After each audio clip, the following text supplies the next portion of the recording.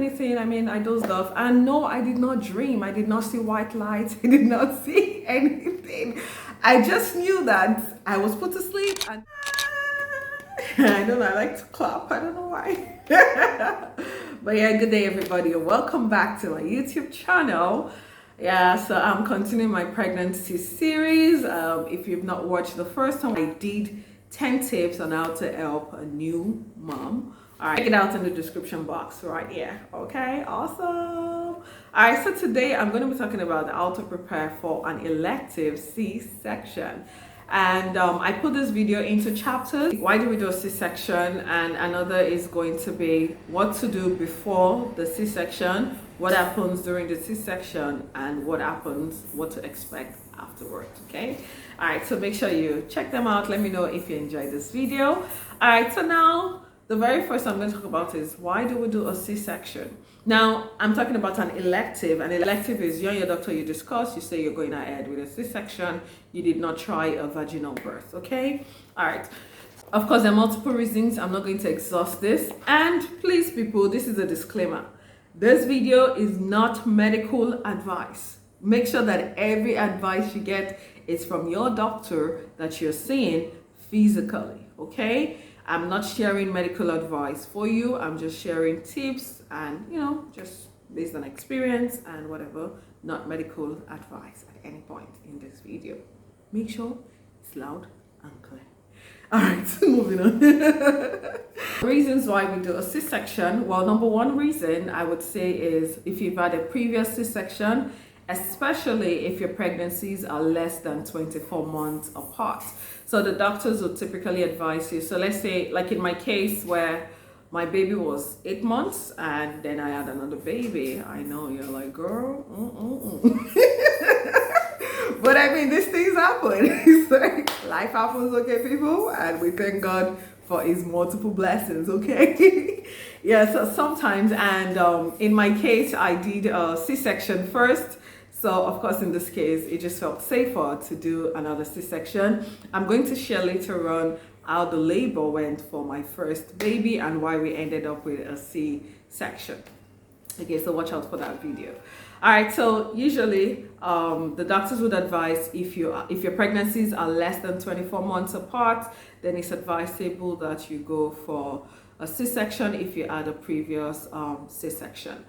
Now, another reason why people might do a C-section is you have a big baby, okay? People have a big baby. Now, if your baby is generally above 4 kg, now some people usually push out, at least try to push out 4.2 kg. Typically, once baby is bigger than 4 kg or 4.5 kg, it's like there is a no-brainer. You just gotta, do a C-section to get out that baby. So that's called fetal macrosomia. Okay, so that's another reason some people might do an elective C-section. Another reason could be a case of placenta previa. Now, what is placenta previa? This is when your placenta is actually at the lower part of the womb or the uterus, okay? Placenta is supposed to be like superior, right? So above, but in placenta previa, it's literally covering passage of the baby, the cervix, okay? Now, there are degrees to that. This is not a lecture, so we're moving on. It's just lower placenta, okay?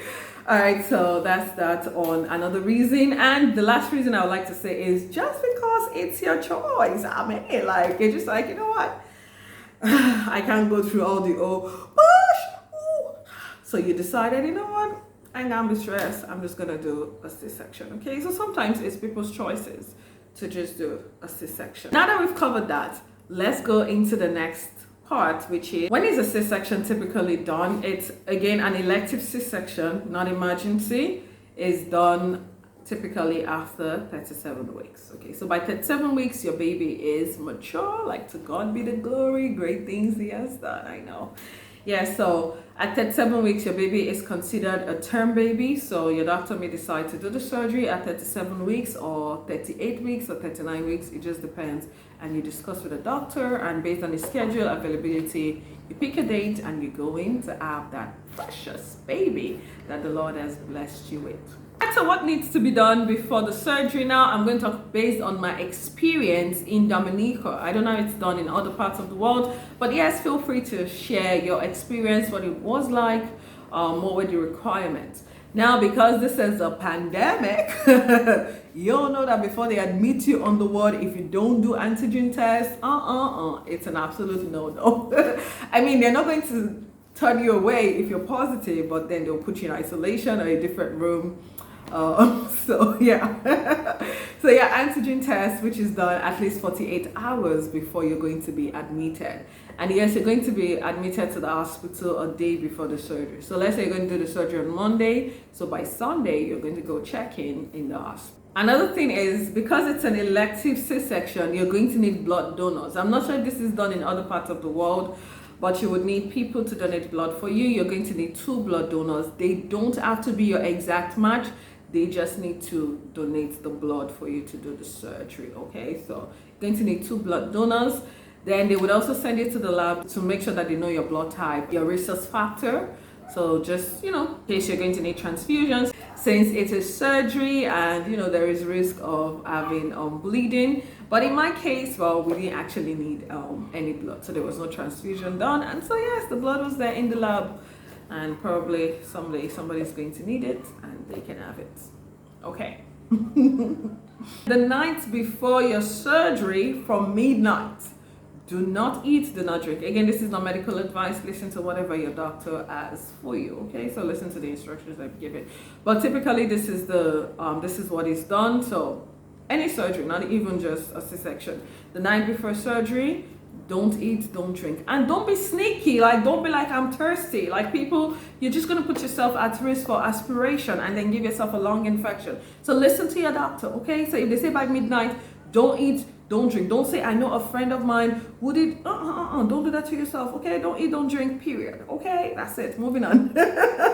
All right, now, when you're admitted on the ward, the anesthesiologist is going to come review you. And boy, those people are thorough. I mean, they would ask you about every question possible from your head to your toes, okay? They would ask about every organ system in your body. They would not assume. I have 2 choices of anesthesia. You can have a general anesthesia, which is basically the one that they will put you to sleep, so you literally have no clue what is going on. The only thing you're going to remember is, I'm going to put you to sleep now, and the next time you're waking up, you're on your bed, and that's it. You have no clue what is going on. The other type of anesthesia is spinal anesthesia. So that one, you're going to be awake, you're going to know what is going on, and once the baby is delivered, they would likely give you your baby. In my case, I did have a general anesthesia. I did ask for a spinal. They said it was possible, but then there was one part of my labs that my platelet, apparently I had what is called gestational thrombocytopenia. The doctor didn't say the name, but I mean, I googled it. So. But basically, my platelets were low. Okay, so when I went for my routine antenatal, my midwife had asked me to do a blood work, and then we saw my platelet was like 109. And honestly, I thought maybe I had a flu or something like that. And because before then I was coughing, that was the flu. But the day I was admitted, they took my blood earlier. And then the day I was admitted, the anesthesiologist is like, your platelet is 107. So I'm like, oh, it wasn't the flu. The test was low the very first time when it was 109. I went to check it out, like what could make platelets low during pregnancy, and then sometimes they said it's idiopathic, it just happened. No bleeding problem, and there is no need to panic. Well, usually if your platelet is less than 50,000, then you can start. So you don't need to panic, just listen to whatever your doctor says, but then you can be worried. So, but since it was 109, I mean, it was still low, given that the normal is 150,000 to 400,000, okay, so, but still no bleeding, nothing. So in that case, he just said, you know what, just to be safe, just do a general anesthesia, and so that was it. So I was knocked off, and that's it. I was knocked out. I was knocked out, yeah. And apparently the interesting part about this thrombocytopenia is, and I don't know, I found it interesting because after the delivery of the baby, when I was going to be discharged, I did ask that, oh, can I see what my platelet is? And guys, guess what? My platelet was 140 something. It's like, oh my goodness. So I really did have gestational thrombocytopenia. And I was like, okay, that's interesting. I never knew. Yeah, so why did we digress all those plenty story, people? Yeah, so when you're on the ward, you're going to have anesthesia. So it could be a general anesthesia, or you could be given a spinal anesthesia, okay? Labor ward, so on that day, and so the anesthesia can either review you the night before or the morning, but usually they do it the day before. Now, on the day that the Lord has made, the day you're going to have your baby, you're going to be taken to the labor ward by the nurses. They will gown you, they would cover your hair, they're going to remove metals, everything on your body. And while in the labor room, again, this depends on different hospitals and different things. But in my case, they would put a catheter. I'm going to show you guys a picture of the catheter, okay? So they're going to put it inside. The catheter is passed into your bladder, right? So they're going to put that inside of you. It's not painful, it's just uncomfortable. And you know, I had to do it like twice because I'm like, the first time was like very uncomfortable. It's like, yo, like this is painful. So she took it out and then she had to do it again. And then to do it, I had to breathe in, breathe out. But it honestly is not that painful.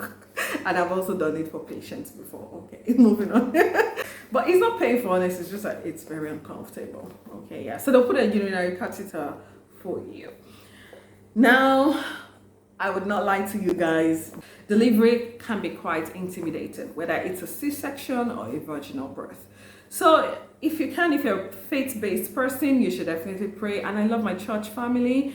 They prayed for me the day before my surgery. It was like, oh my goodness, like, I know people are praying, and you guys, I mean, I was just like on worship music all the way. It's scary. I don't know whether you're pushing or they're going to cut you, either ways. So yes, if you can, you should absolutely pray, pray, pray. God is going to do what he does best. And my doctor, the doctor is actually, apparently, he actually gives his patient prayers before the surgery and prayers after. That was quite interesting to know. Like when I went there, it's like, oh, you need to, going to give you this book. So these are the prayers he would say and prayers after. It's like, oh, wow, that is so nice. I mean, that is really nice to know. So it's like, okay, everything is going to be fine by God's grace. So that was really nice. So if you can, you pray. On the day of the surgery, finally, so after you've left labor ward, you're going to be wheeled to the theater. And so in theater, I don't know, for me, it was really nice though. I really love this. One thing that happened was everybody introduced themselves to you. So I mean, you've already met, you've had your doctor who is going to do the surgery, and then the doctor's assistant, they introduce themselves, the nurses, the anesthesiologist nurse. It was really nice. Like everybody's like, oh my God, you know, I'm introducing myself, you're gonna have a baby, and they explain, and it just felt really calm. Like I felt like a person, you know, so that was very good. I don't know if they did that for you, and if they did that, how did you feel also? Like, it's like, okay, just there. But for me, it felt calming, you know, like people see me, you know, like, so, because I was really anxious, I was anxious, I would not lie to you, okay, so, but God took the glory. Yeah, like in my case, it was a general anesthesia, so they put me to sleep, and guys, that was it. The next time I woke up on my bed. So I have no clue what happened, okay? But typically the surgery is about 30 minutes to 1 hour, depending on your doctor's experience and expertise, okay? It's not a very long surgery. I've also, like while I was training to be a doctor, I've watched it being done, so yeah.